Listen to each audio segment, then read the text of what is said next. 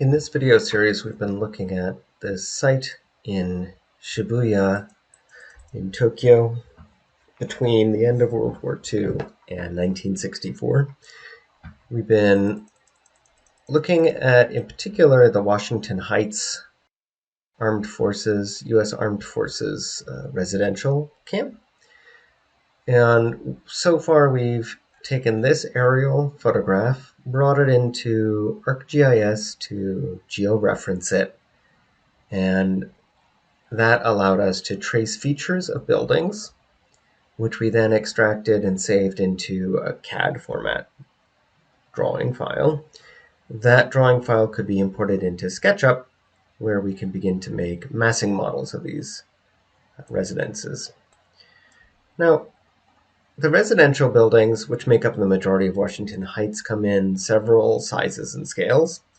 There is a dominant single-family residence unit here that I am estimating to be repeated, that it is the same design repeated over and over again in every instance. Now, I don't have documentation to back that up beyond some photography of the site and this aerial photograph.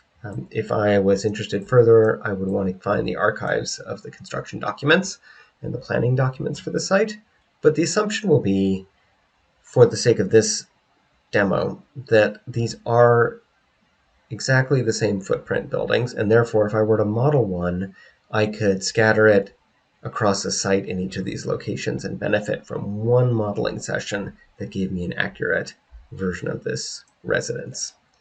Another image of the site, this is not in the foreground, not the residential portion, this is some of the PX and kind of camp commercial activities, but in the background, these are the larger structures and some of the single-family structures. And in fact, one of these structures is still located in Yoyogi Park. It was used, in fact, many of these structures were kept as the Olympic Village for the 1964 athletes, the Olympic athletes, to live in. And one of these houses has been kept as a memorial, and that is available here. So if we were to look at that, let's say in photographs, we can begin to see some of the details of this house and assess it and maybe make some estimation about dimensions. And this is what I wanted to model in SketchUp. And in fact, even if we were to enter into Street View, we can get into this house to interrogate it. Let me go ahead and set. So here we are in Yoyogi Park. And this is the memorial house. If I were to drop in a Street View person, I can begin to assess this, maybe estimate some dimensions, and perhaps use this to build what could be a more reasonable model to place into our Washington Heights SketchUp model that would go far beyond what we had when limited to our footprints of the buildings coming out of GIS. Now, in a previous video, we looked at ways of modeling modular units, and the approach I took to this model was largely that approach. So this is in progress, not absolutely complete, but I kind of counted the number of rear windows and made these as modular units that were repeated. I assigned some materials based on general materiality of the building, and I reused that same unit for the side windows, and I adapted, so far for these double windows in the front, a version of the window component that I reworked to fit that scale.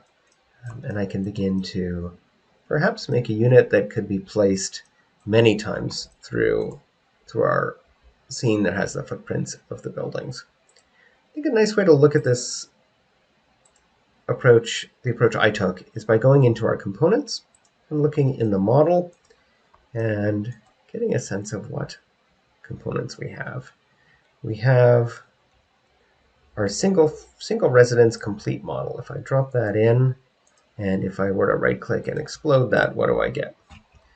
I then get a model that is my roof, a model that is all of the exterior wall model and the beginning of the porch model, and then fit within that, these two window units are repeatable, and all of these are the exact same component.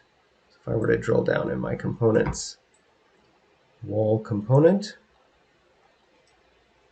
this is my primary window.